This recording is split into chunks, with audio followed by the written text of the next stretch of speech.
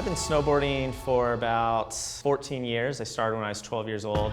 I grew up in Southern California. I should have stuck to something like surfing where I can enjoy nice beach weather all the time. And by the age of 14 with my snowboarding, I began picking up my first sponsors. By the age of 16, I went pro with it. All my snowboarding basically now is all backcountry and expedition based. So I've been on expeditions in Patagonia, numerous ones down to the Antarctic Peninsula. And I'm trying to explore these remote mountain ranges, a lot of places that people haven't heard of or people don't really think of as a ski destination or snowboard destination. I was diagnosed with type 1 diabetes when I was 19. I went 3 months without the proper medication, going in and out of almost a death state called ketoacidosis.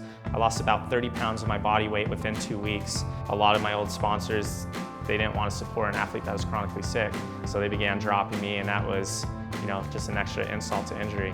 The Omnipod is my insulin pump, and since Omnipod is the world's first tubeless insulin pump, I no longer have to worry about my insulin freezing. Being in a place like Antarctica or maybe areas of Iceland, you might as well be on the moon if something goes wrong. And I mean, going a couple hours without insulin could kill you.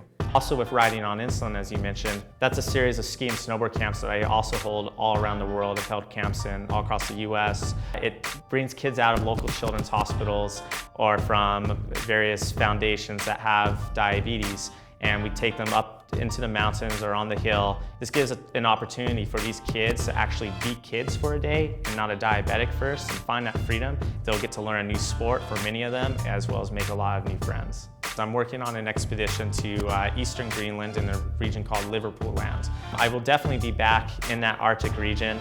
There's some good backcountry out here.